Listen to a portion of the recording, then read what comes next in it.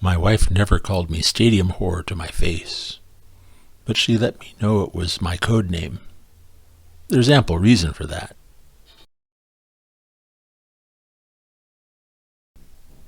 There have been some Olympics, some ball games, a lot of soccer, some World Cups, a lot of sports.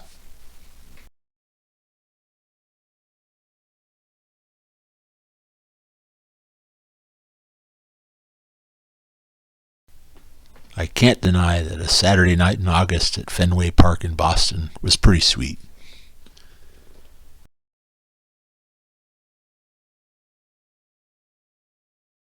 I've seen a cup final up close.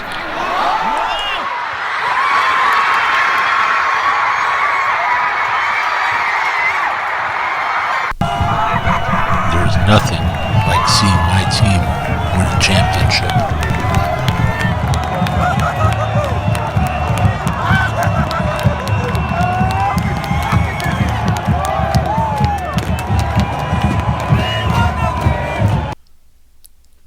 While I've been to some games in the last 6 or 7 years that were as crowded as this one in Minnesota,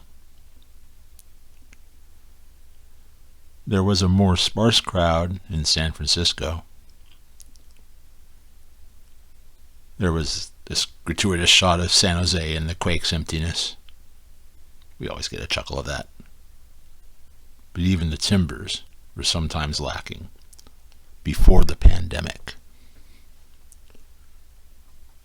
With that pandemic, the money involved, and some serious misconduct in ownerships and front offices, my thrill is waning.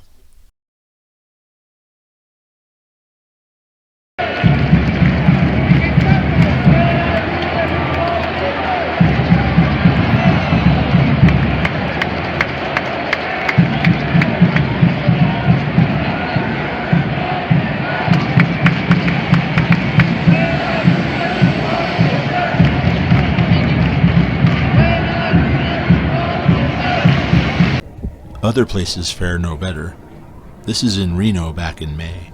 I asked for a seat far away from people. I didn't need to. Then there's cost. That's what I paid way in the outfield in Boston.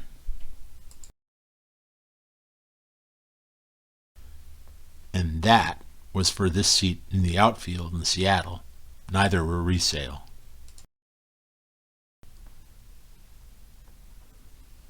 Things started to feel different after PDXFC scored a goal against Olympiatown in May, and these kids ran the smoke bomb tip trident up and down the touchline. This is part of United Soccer League's USL League 2 Northwest Division, mostly an under-23 league. A lot of lads play here in May to July and at colleges in the fall. Capital FC plays in Salem. Their opponent here, OVF, comes from a youth club covering Albany and Corvallis.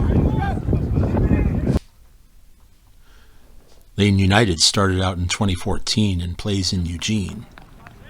Ballard is the new team from Seattle.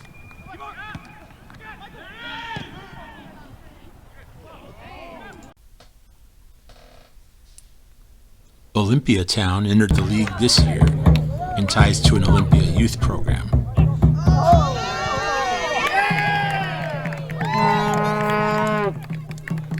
PDXFC was born in a different league and joined last year when their former league no longer had enough Northwest teams.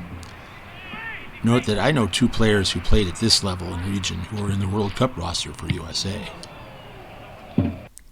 PDX and Capital play at youth complexes, really not stadiums, and that works here for the most part.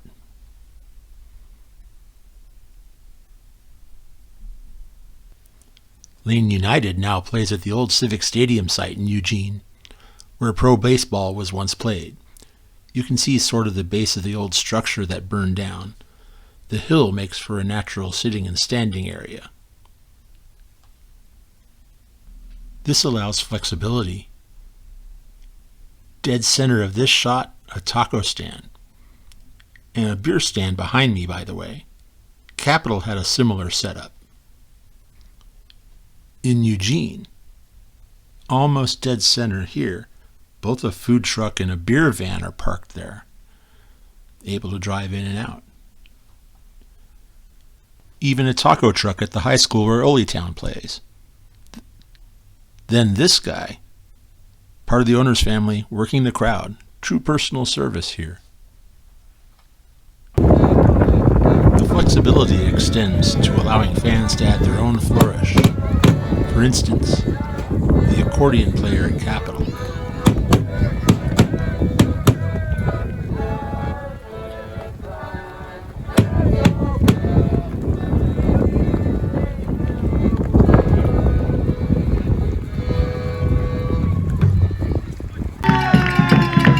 Siren with the Red Aces at Lane United. I don't know if they still have flares and fireworks on dry days.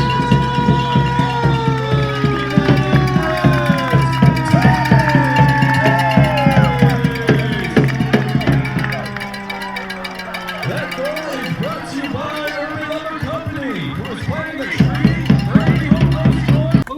I'll even take the plastic horns in Olympia over the soccer mom vibe in Albany. Number 23, Trevor Thompson. Number 17, Isidro Brito Huerta. But in case you thought this was all about soccer, think again. The Pickles play at Walker Stadium in Wentz Park, and it's barely a stadium. The stands don't really reach each of the bases. Most of the crowd brings chairs and sits on the berms down each foul line. There's picnic tables in the outfield, and you can see the game through the fence right under the trees. It's a very small park, but the charm is it feels like a park rather than a stadium. This is in the West Coast League, with teams all over the Northwest, including former Northwest League parks. It's considered collegiate wood bat summer baseball. It's totally the same concept as USL League 2.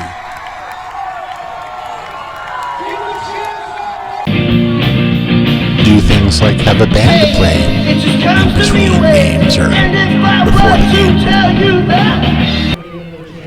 For a Father's Day game, let the dads walk the bases, but not after the game, between innings, when everybody else can enjoy it too. The Pickles even commission local artists to create posters for each series. Here's where I lost it.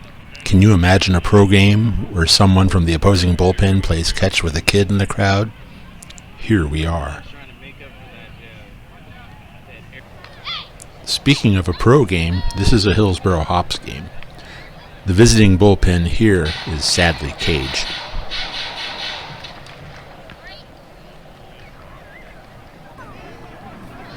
Hillsboro does have a berm, but they don't allow chairs. Still, there's some of the Pickles vibe out here, especially the kids frolicking around. There's also a playground, a bouncy house and all. Babysitting, really. It's only a $15 million park, yet a lot of people feel ticket prices are kind of high here. Not that it's a bad place by any means, nor a bad operation, but the Hops seem to not quite read the room right now.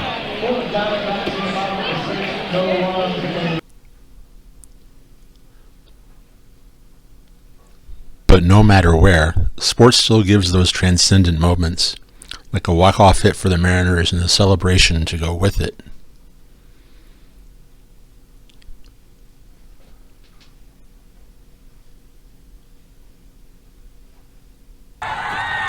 But does the level really matter? Especially when, in the case of the Pickles, they can bring a smoke bomb to the celebration.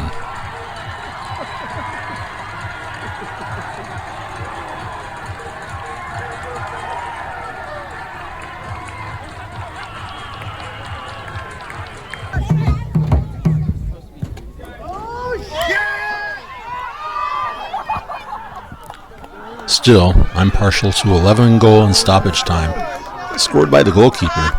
You don't get the video of this every day. Some thoughts and news going forward. PDX clearly had some problems on and off the pitch later in the summer. I should wish that they maybe find a park closer to the center of Portland and do something like what the Pickles do. They started to crowdfund for a women's team, but haven't posted that on their website yet, and yes, they should do that.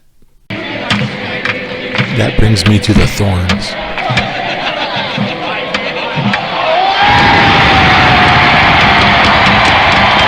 They totally deserve our attendance, the problem being that the ownership deserves nothing. These ladies have gone through a lot. Signs elsewhere show that the NWSL is picked up. It's not just the Thorns anymore, as Angel City and Los Angeles outdrew the Thorns this year, and San Diego Wave got 3 games in the new San Diego State Stadium and outdrew that football team. I should mention that a fan initiative to purchase the Timbers and Thorns sees $9 million pledged so far. Oh, by the way, in case you doubt me about San Diego.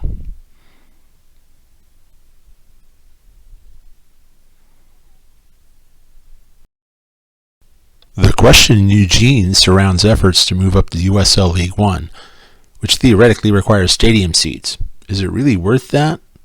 If it is, build here, but preserve part of that hill. That's half the fun. Then there's Portland State football. Even the Pickles outdraw them these days. Over the last couple years, the biggest media notice they got was when head coach Bruce Barnum paid the beer tab for an early 2021 game. Otherwise, you see what they draw in Hillsborough. Providence Park is too big for this program.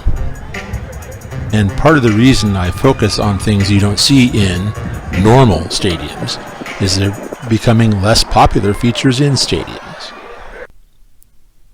Witness the one area in Seattle that actually was at capacity, or even the pub end in the Sacramento Kings arena.